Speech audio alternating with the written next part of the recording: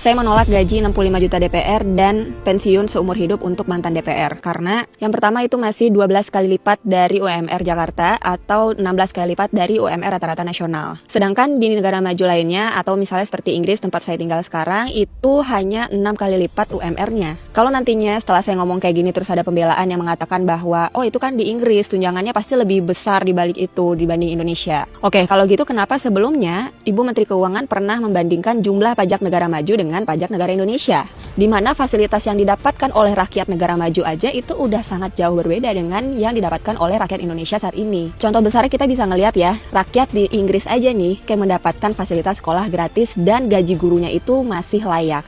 Sedangkan kalau di Indonesia kita juga bisa tahu sendiri banyak anak-anak yang nggak bisa sekolah hanya karena keterbatasan biaya, dan juga masih ada guru-guru yang hanya digaji sebesar 250.000 per bulan, itu pun dibayarnya per 3 bulan. Yang kedua kita bisa lihat bareng-bareng ya, di sini itu semua tunjangannya bersifat pribadi dan dinikmati langsung oleh anggota DPR plus keluarganya.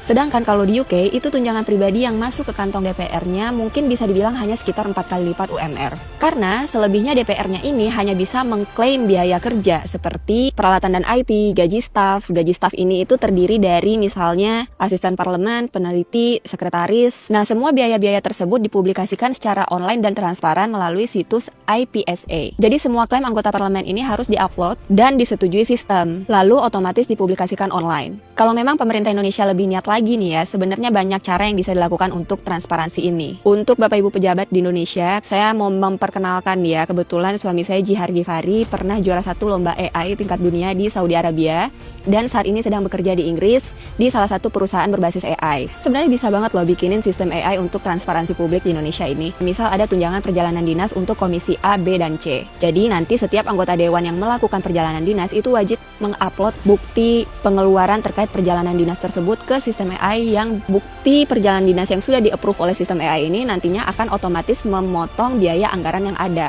Kalau misalnya sudah melebihi biaya anggaran yang ada, berarti pengajuan tersebut akan otomatis tertolak. Selain itu, nanti sistem AI ini juga akan ada deteksi anomali atau fraud detection, yang bisa mendeteksi pengeluaran janggal, misalnya tiket perjalanan yang terlalu mahal dibanding rata-rata, pengajuan berulang di tanggal yang sama, atau bisa juga tagihan hotel yang tidak sesuai dengan lokasi acara. Itu semua udah pasti meningkatkan efisiensi negara kan? Karena bisa mengurangi biaya audit manual yang biasanya butuh waktu, tenaga, dan rawan intervensi politik. Sebenarnya Indonesia itu nggak kekurangan orang pintar, tapi nggak tahu kenapa orang-orang pintarnya ini tuh tidak terlihat aja di Indonesia. Entah mungkin itu sengaja tidak diperlihatkan. Gimana Bapak Ibu DPR? Ini saya udah kasih solusinya nih, supaya nanti nggak dibilang ngeluh-ngeluh doang, nggak kasih solusi. Selebihnya silahkan rakyat bersuara di komen.